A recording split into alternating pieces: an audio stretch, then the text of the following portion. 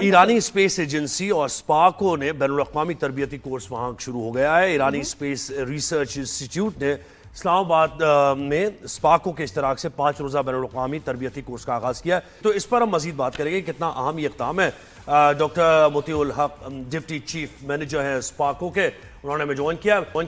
بہت شکریہ ڈاکٹر صاحب، آپ نے وقت دیا۔ سر مجھے بتائیں کتنا بڑی ایفرٹ ہے، اور خاص طور پر جب ہم کلائمیٹ چینج سے نمٹ رہے ہیں تو ایسے میں آپ کا ایک ڈیٹا ایسا ہونا جس پر آپ پریمپٹ کر سکیں، پرویکٹیو آپ کی اپروچ ہو سکے، تو ذرا اس کی اہمیت سے متعلق بتائیے۔ جی بہت شکریہ آپ لوگوں کا۔ آپ لوگوں کی باتیں سن کے تو مجھے ایسا لگا کہ ماشاءاللہ آپ کو بہت کچھ پتا ہے۔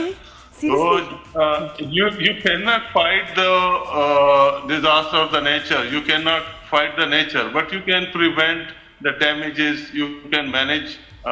تو اس لیے ہم نے یہ کورس ارینج کیا ہوا ہے کہ ہم ہمیشہ رسپانسیو موڈ میں ہوتے ہیں۔ ڈیزاسٹر آتا ہے، ہم اس کی میپنگ کرتے ہیں، حکومت کو ہم جو ہے نا اعداد و شمار دیتے ہیں کہ اتنا نقصان ہو گیا، یہ ہو گیا، وہ ہو گیا۔ ہم چاہ رہے ہیں کہ اس رسپانسیو موڈ سے پرویکٹیو موڈ پہ آ جائیں۔ اس کے لیے ہم ہسٹری اسٹڈی کرتے ہیں، اور اس سے ہمیں پتہ چلتا ہے کہ کسی بھی ڈیزاسٹر کا وہ ریٹرن پیریڈ کیا ہے۔ مطلب جو میجر ہیوج ڈیزاسٹر ہوتے ہیں وہ 100 سال میں ایک دفعہ آتے ہیں، اس سے کم انٹینسٹی والے 50 سال میں ایک دفعہ آتے ہیں، اور اسی طرح اس سے بھی کم جو ہے نا 25 اور 10 اور 5 سال۔ تو ہم اس طرح اس کی اسٹڈی کرتے ہیں۔ ایک یو این فریم ورک ہے، سینڈائی فریم ورک، جس کا پاکستان سگنیچری ہے۔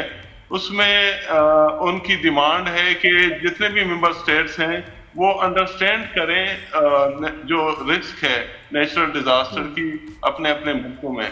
تو وہ ہم نے ایک کام کیا ہے very recently, net cat model project کی طرح، جسے کہتے ہیں نیچرل کیٹاسٹرافی ماڈل۔ اس میں ہم نے یہ سارا کام کیا ہے۔ اب گورنمنٹ کو پتا ہوگا کہ انہوں نے کیا کیا ایکشنز لینے ہیں۔ جی سر، یہ بتائیے گا ڈاکٹر صاحب کہ یہ ایران کا اسپیس پروگرام، پاکستان کا اسپیس پروگرام، اس کی کولیبوریشن ہے، تو ان کے پاس کیا جدید ٹیکنالوجی اور ہمارے پاس کیا ٹیکنالوجی ہے؟ اچھا ایک میں کریکشن کر دوں، دس از ناٹ ایران، یہ ہے ISNET. ISNET is inter Islamic network on science and technology. اس کو ایکسپلین کریں ذرا، یہ بتائیے گا اس میں کون کیا کوئی اور ممالک بھی ہیں، کس طرح ہے یہ؟ جی اس میں 17 کنٹریز ممبرز ہیں اس کے ازنیٹ کے۔ تو سپارکو اصل میں اس کا ہوسٹ ہے ازنیٹ کا، اس کمیٹی میں سپارکو ہوسٹ ہے۔ اور اسی طرح ہم انٹرنیشنل کورسز اپنے ممبر کنٹری جو انٹر اسلامک نیٹ ورک ہے آن سائنس اینڈ ٹیکنالوجیز، ان کے لیے ارینج کرتے رہتے ہیں۔ جو چیزیں ہمیں پتہ ہیں وہ ہم ان سے شیئر کر دیتے ہیں تاکہ وہ اپنے اپنے کنٹریز میں جا کے اپنے اپنے پرابلمس کو اسی طرح انڈرسٹینڈ کر سکیں۔ اچھا ایک اور چیز مجھے بتائیں، ابھی ہمارے ملک میں سیلاب آیا، پنجاب میں پورا متاثر ہوا بہت ایریا۔ اچھا اگر ہم اس اسٹیج پہ ہوتے کہ ہمارا ریسرچ اور ڈیولپمنٹ بہت اچھا ہوتا یا اسپیس سائنسز میں زیادہ، تو ہم اس کو ہاف کر سکتے تھے، محدود کر سکتے تھے اس نقصان کو؟ کچھ ڈیزاسٹرز ایسے ہوتے ہیں جو ابھی یہ انٹینسٹی والا ہے، اگر آپ تھوڑا سا سرچ کریں گے اور فردر، تو جیسے یہ ریکارڈ میں ملتا ہے کہ 1929 میں شاید اس طرح کا ایونٹ آیا تھا جو تینوں ریورز میں اتنے زیادہ جو ہے نا فلڈنگ ہوئی تھی، اور یہ تقریباً 100 سال بعد ہی ایسا ہوا ہے کہ تینوں میں اکٹھا ہی جو ہے نا اتنی فلڈنگ ہوئی ہے۔ اور یہ ایریا ذرا فلیٹ ہے، اس کو ہم یہ نہیں کہہ سکتے کہ کوئی، اکثر لوگ کہتے ہیں کہ یہاں ڈیمز ہوتے تو یہ ہوتا وہ ہوتا۔ اب پنجاب میں آپ کہاں ڈیم بنا سکتے ہیں؟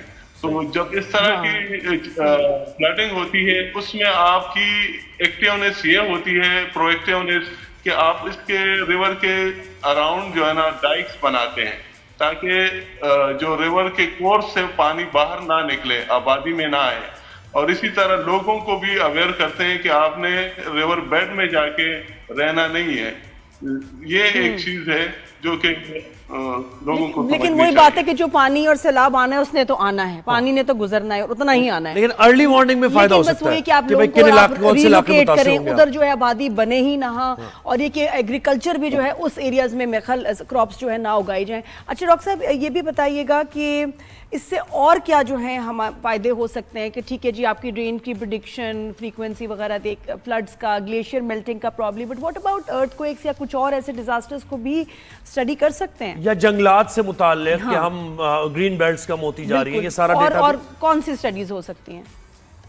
जी, अर्थक्वेक के हवाले से भी हमने, जैसे मैंने शुरू में बताया, नेटस्केप मॉडल प्रोजेक्ट का जिक्र किया है जो हमने रिसेंटली कंप्लीट किया है। इसका एक वेब इंटरफेस अवेलेबल है, अगर आप लोग सर्च करेंगे नेटस्केप मॉडल प्रोजेक्ट NDRMF बीच में साथ में लिखेंगे, गूगल करेंगे तो वेरी फर्स्ट साइट आपको ऑप्शन वही आएगा।